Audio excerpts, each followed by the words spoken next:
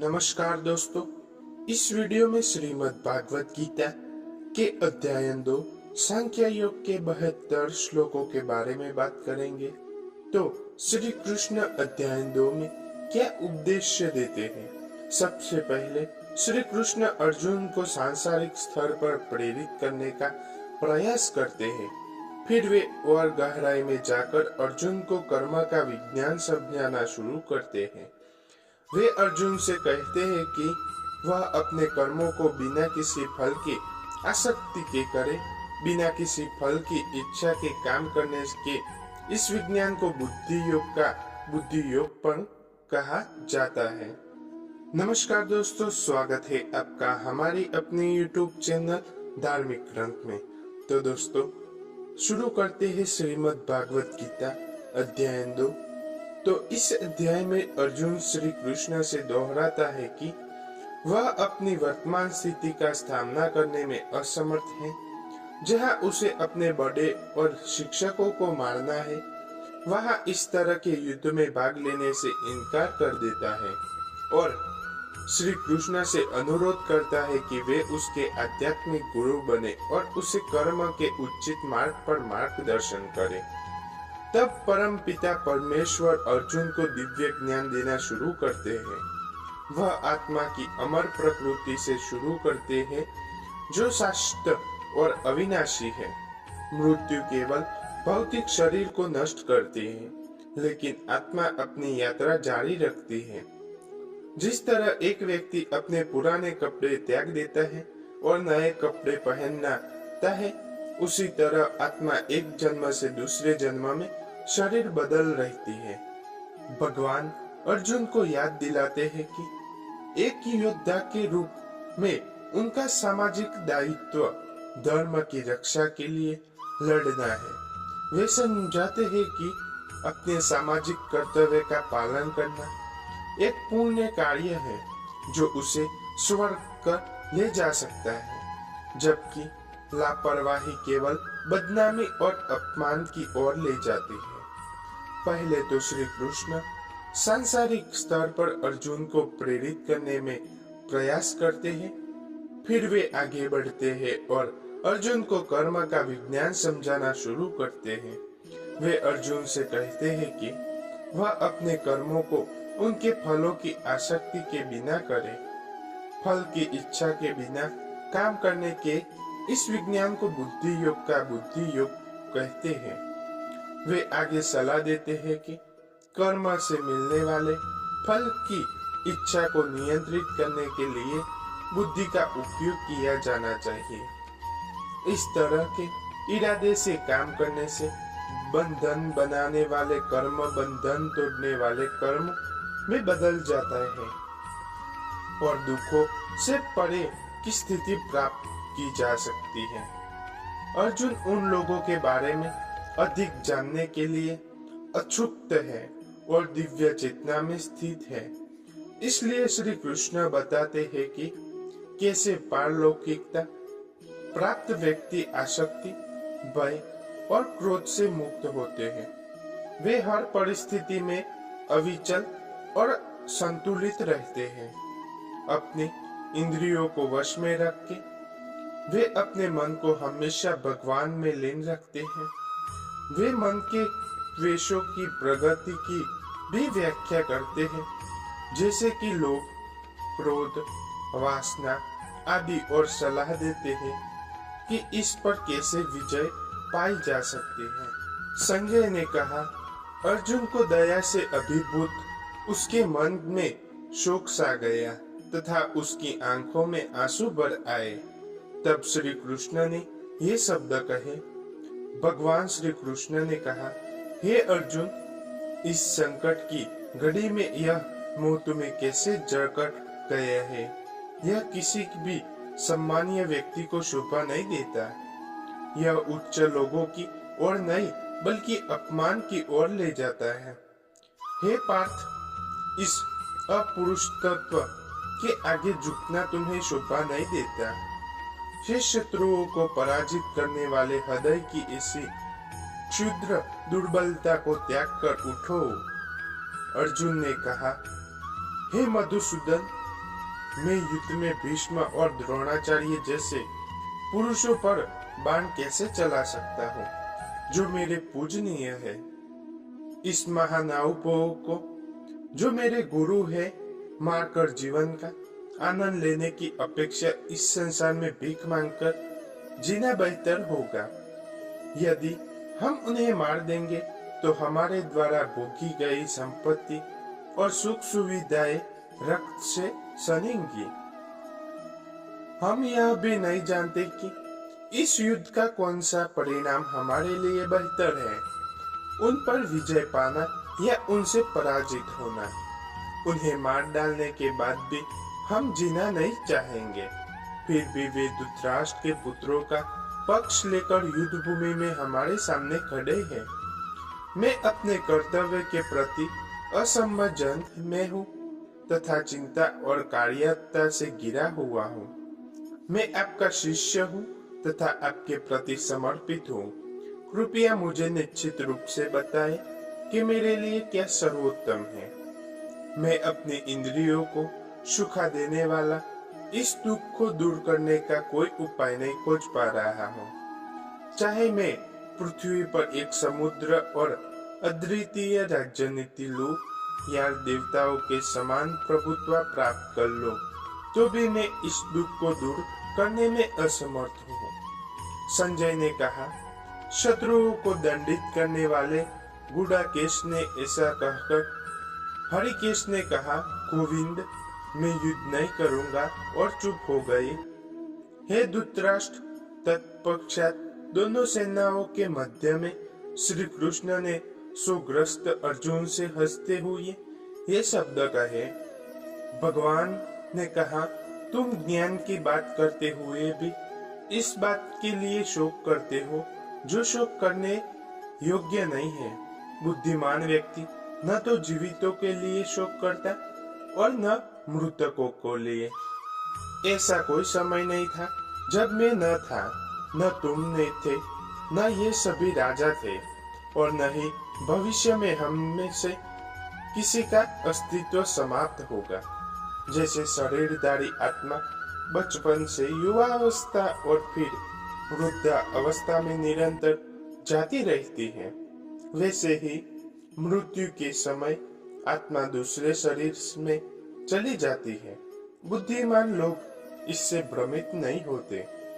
हे कुंती पुत्र, और इंद्रिय विषयों के बीच संपर्क से सुख और दुख क्षणिक अनुभूतियां उत्पन्न होती हैं। ये अस्थायी है और सर्दी और गर्मी में मौसम की तरह आते जाते रहते हैं। हे भारतवंशी, इन्हें बिना विचलित हुए सहन करना सीखना चाहिए। हे अर्जुन, जो पुरुष सुख दुख से प्रभावित नहीं होता तथा दोनों में स्थिर रहता है, वह मोक्ष का अधिकार होता है। क्षण भंगु की कोई स्थिरता नहीं है और शास्त्र की कोई समाप्ति नहीं है। सत्य के दृष्टाओं ने दानों को प्रकृति का अध्ययन करने के बाद यह बात देखी और निष्कर्ष निकाला है, जो संपूर्ण शरीर में व्याप्त है, उसे अविनाशी जानो और अविनाशी आत्मा का नाश कोई नहीं कर सकता। केवल भौतिक शरीर ही नाशवान है। उसके भीतर स्थिर आत्मा अविनाशी, अप्रमेय और शाश्वत है। इसलिए हे भारतवंशी, युद्ध करो। उनमें से कोई भी राजा ज्ञान में नहीं है। एक जो सोचता है कि आत्मा मार सकती है और दूसरा जो सोचता है कि आत्मा जो मार जा सकता है, क्योंकि वास्तव में आत्मा न तो मारती है और न ही तो मारा जा सकता है। आत्मा न तो कभी जन्म लेती है, न ही कभी मरती, न ही एक बार अस्तित्व में आने के बाद कभी समाप्त होती। आत्मा अजन्मी, शाश्वत, अमर और अजब है। शरीर के नष्ट हो जाने पर भी यह नष्ट नहीं होती। हे पार्थ, जो व्यक्ति आत्मा को अविनाशी, नित्य, अजन्मा और अपरिवर्तनीय जानता है, वह कैसे किसी को मार सकता है या किसी को मरवा सकता है। जैसे मनुष्य पुराने वस्त्र को त्याग कर नए वस्त्र धारण करता है, वैसे ही मृत्यु के समय आत्मा अपने पुराने शरीर को त्याग कर नए शरीर में प्रवेश करती है। आत्मा को न तो शस्त्र काट सकते हैं, न अग्नि जला सकती है। आत्मा को न जला भिगो सकता है, न वायु सुखा सकती है। आत्मा अविनाशी और अविनाशी है। इसे न तो भिगोया जा सकता है और न ही सुखाया जा सकता है। यह शास्त्र है, सभी स्थानों में व्याप्त है, अपरिवर्तनीय है और आदिम है। आत्मा को अदृश्य, अचिंत्य और अपरिवर्तनीय कहा गया है। ऐसा जानकर तुम्हें शरीर के नई शौक नहीं करना चाहिए। हे महाबाहु अर्जुन, यदि तुम ऐसा सोचते हो कि आत्मा निरंतर जन्म मरण में रहती है, तो भी तुम्हें इस प्रकार शोक नहीं करना चाहिए।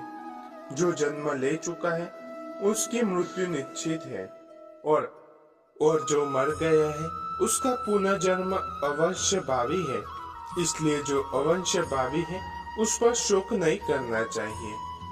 हे भारतवंशी, सभी प्राणी जन्म मरण पहले अव्यक्त है, जीवन में प्रकट है और मृत्यु पर पुनः अवस्थित है। जो किसी फिर शोक क्यों करे? कुछ लोग आत्मा को अद्भुत देते हैं तो कुछ लोग उसका वर्णन अद्भुत करते हैं।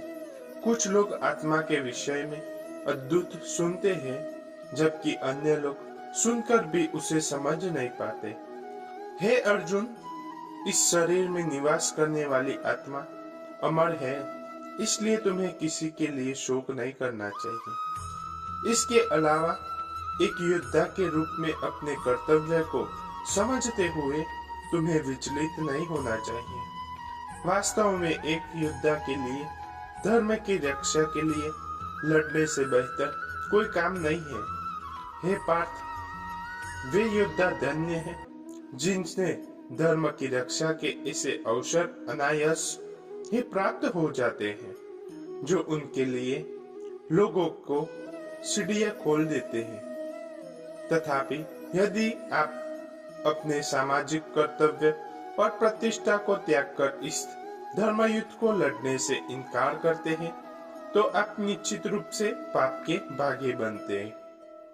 लोग तुम्हें कायर और भागोड़ा कहेंगे। ऐसे एक इज्जतदार इंसान के लिए बदनामी मौत से बड़ी बदतर है। जो महान सेनापति तुम्हारा बहुत सम्मान करते हैं, वे सोचेंगे कि तुम युद्ध भूमि से डरकर भाग गए हैं और इस प्रकार वे तुम्हारे प्रति अपना सम्मान खो देंगे।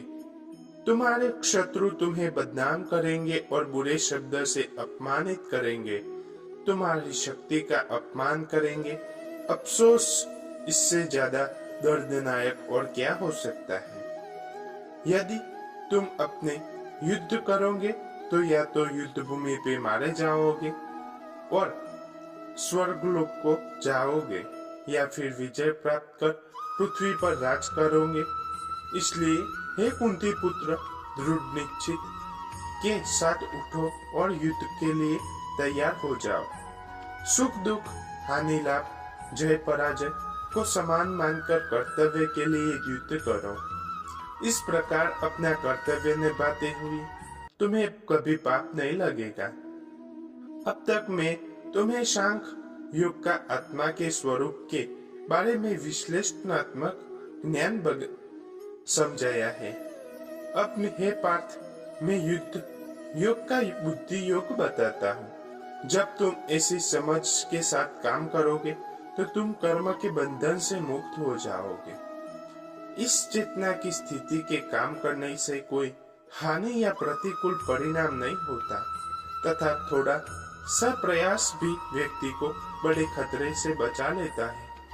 हे कुरुवंश, इस मार्ग पर चलने वाले लोग की बुद्धि दृढ़ होती है और उनका लक्ष्य एकाग्र होता है, किंतु जो लोग अनिश्चय में रहते हैं उनकी बुद्धि अनेक शाखाओं वाली होती है। सीमित समझ वाले लोग वेदों के अंकुरित शब्दों की ओर आकर्षित होते हैं, जो स्वर्ग में जाने के लिए विकावटी अनुष्ठानों की वकालत करते हैं और मान लेते हैं कि उनके कोई उच्च सिद्धांत वर्णित हैं।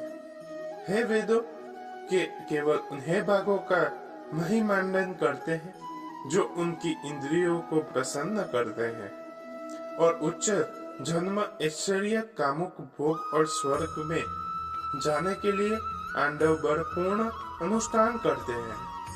सांसारिक सुखों में अपने मन की गहरी आसक्ति तथा ऐसी चीजों से भ्रमित बुद्धि के कारण वे ईश्वर के मार्ग पर सफलता के लिए दृढ़ निश्चय रखने में असमर्थ होते हैं। हे अर्जुन, वेदों में प्रकृति के 3 गुणों का वर्णन है। तीनों गुणों से ऊपर उठकर शुद्ध आध्यात्मिक चेतना की स्थिति में पहुंचो। दृश्य से मुक्त होकर सत्य में स्थिर होकर भौतिक लाभ और सुरक्षा की चिंता किए बिना स्वयं एक में स्थित हो जाओ। जो प्रयोजन एक छोटे से कुएं से पूरा होता है, वही प्रयोजन एक बड़े सरोवर से भी पूरा हो जाता है। इसी प्रकार जो परम सत्य को जान लेता है, वह सभी वेदों का प्रयोजन भी पूरा कर लेता है। तुम्हें अपने निर्धारित कर्तव्यों का पालन करने का अधिकार है, लेकिन तुम अपने कर्मों को फल के हकदार नहीं हो। अपने आप को भी कभी अपने कर्मों के परिणामों का कारण मत समझो, नहीं अकर्मण्य में आसक्त रहो। हे अर्जुन, तू सिद्धि और असिद्धि की आसक्ति को त्याग कर अपने कर्तव्य का पालन में दृढ़ रह। इसी समानता को योग कहते हैं। हे अर्जुन, तुम दिव्य ज्ञान और संतुष्टि की शरण में जाओ और फल की इच्छा वाले कर्मों को त्याग दो, क्योंकि वे दिव्य ज्ञान में स्थित बुद्धि के लिए गए कर्मों से ही हीन हो जाते हैं। जो लोग अपने कर्मों का फल भोगना चाहते हैं, वे कृपया है। जो व्यक्ति विवेकपूर्ण आसक्ति रहित होकर कर्म के विज्ञान का अभ्यास करता है, वह इस जीवन में अच्छे और बुरे दोनों प्रकार के कर्मों के से छुटकारा पा सकता है। इसलिए योग के लिए प्रयास करो, जो कुशलता से उचित चेतनाओं में काम करने की कला है। समबुद्धि वाले बुद्धिमान लोग कर्मों के फलों की आसक्ति को त्याग देते हैं, जो उन्हें जीवन मरण के चक्र में बांधते हैं। ऐसे चेतना में कार्य करते हुए वे सभी दुखों से परे भी स्थिति को प्राप्त करते हैं। जब तुम्हारी बुद्धि मोह रूपी दलदल को पार कर ले जाएगी, तब तुम जो सुना है और जो सुनने की बाकी है, इस लोक और परलोक के भागों के विषय में उसके प्रति उदासीनता प्राप्त कर लोगे। जब तुम्हारी बुद्धि वेदों के सकाम भागों में से मोहित होना बंद कर देगी और दिव्य चेतना में स्थिर रहेंगे, तब तुम पूर्ण योग की अवस्था को प्राप्त करोगे। अर्जुन ने कहा, हे केशव, जो व्यक्ति दिव्य चेतना में स्थित है, उसका स्वभाव कैसा होता है? एक आत्मज्ञानी व्यक्ति कैसे बात करता है, वह कैसे बैठता है, वह कैसे चलता है? भगवान ने कहा, हे पार्थ, जब कोई व्यक्ति मन को पीड़ा देने वाली इंद्रियों की समस्त स्वार्थपूर्ण इच्छाओं तथा तृष्णाओं को त्याग देता है और तथा आत्म साक्षात्कार में संतुष्ट हो जाता है, तो ऐसा व्यक्ति दिव्य स्थिति में स्थित कहा जाता है। जिसका मन दुख में स्थिर अविचलित रहता है, जो सुख की लालसा नहीं करता तथा जो आसक्ति, भय और क्रोध से मुक्त रहना है, उसे स्थित बुद्धि वाला ऋषि कहा जाता है। जो सभी परिस्थितियों में अनासक्त रहता है तथा न तो सौभाग्य से प्रसन्न होता है, न ही क्लेश से निराश होता है, वह पूर्ण ज्ञान वाला मुनि है। जो मनुष्य अपनी इंद्रियों को उनके विषयों से उसी प्रकार हटा लेता है, जैसे कछुआ अपने अंगों को अपने खोल में समेट लेता है, वह दिव्य ज्ञान से स्थित हो जाता है। साधक अपने इंद्रियों को भोगों से रोक लेता है, किंतु इंद्रिय विषयों के प्रति उनकी रुचि बनी रहती है। तथापि जो लोग परम ब्रह्म को प्राप्त कर लेते हैं, उसकी यह रुचि भी समाप्त हो जाती है। हे कुंती पुत्र, इंद्रियों इतनी बलवान और अशांत है कि वे संयमी विवेकवान पुरुष के मन को भी बलपूर्वक हर लेती है। वे पूर्ण ज्ञान में स्थित हैं, जो अपने इंद्रियों को वश में रखते हैं और अपने मन को सदैव मुझ में समान लीन रखते हैं। इंद्रियों के विषयों का चिंतन करते समय उनसे आसक्ति उत्पन्न होती है। आसक्ति के कामना उत्पन्न होती है और कामना से क्रोध उत्पन्न होता है। क्रोध के कारण निर्णय क्षमता धूमिल हो जाती है, जिससे स्मृति भ्रमित हो जाती है। जब स्मृति भ्रमित होती है तो बुद्धि नष्ट हो जाती है, और जब बुद्धि नष्ट हो जाती है तो व्यक्ति बर्बाद हो जाता है।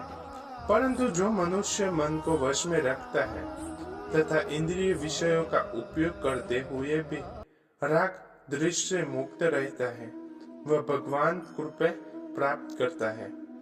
इंद्रिय शरीर कृपा से वह शांति प्राप्त होती है, जिसमें सभी दुख समाप्त हो जाते हैं, तथा ऐसे शांत चिंत व्यक्ति की बुद्धि शीघ्र ही ईश्वर से दृढ़ रूप से स्थापित हो जाते हैं।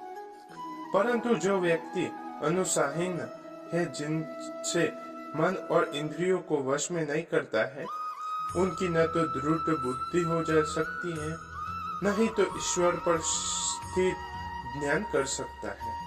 जो ईश्वर कभी भी मन को ईश्वर के साथ एक नहीं करता, उसके लिए कभी शांति नहीं रहती, और जो शांति से रहित है, वह कैसे सुख को हर सकता है। जिस प्रकार तेज हवा नाव को पानी में उसके निर्धारित मार्ग से हटा देती है, उसी प्रकार मन जिस इंद्रिय पर केंद्रित होता है, वह भी बुद्धि को भटका सकती है। अंत में, हे महाबाहु अर्जुन, जिसने इंद्रियों को उनके विषयों से रोक रखा है, वह दिव्य ज्ञान से दृढ़ता पूर्वक स्थित है, जिसे सभी प्राणी दिन समझते हैं। वह बुद्धिमानों के लिए अज्ञान की रात्रि है, और जिसे सभी प्राणी रात्रि समझते हैं, वह आत्मचिंतनशील ऋषि के लिए दिन है। जिस प्रकार नदियों के जल के निरंतर प्रवाह से समुद्र अविचलित रहता है, उसी प्रकार जो महात्मा अपने चारों ओर वंचित वस्तुओं के प्रवाह को बावजूद अविचलित रहता है, वही शांति प्राप्त करता है। न ही वह व्यक्ति जो इच्छाओं की पूर्ति के लिए प्रयत्न करता है, वह व्यक्ति जो सभी भौतिक इच्छाओं को त्याग देता है और लालच, स्वामित्व और अहंकार की भी भावना से मुक्त रहता है, पूर्ण शांति प्राप्त करता है। हे पार्थ, ज्ञानी आत्मा की स्थिति ऐसी होती है कि उसे प्राप्त करने के मनुष्य कभी भी मोह में नहीं पड़ता। मनुष्य के समय भी इस चेतना में स्थित होकर मनुष्य जीवन मरण के चक्र से मुक्त हो जाता है और भगवान परम धाम को प्राप्त करता है। राधे राधे।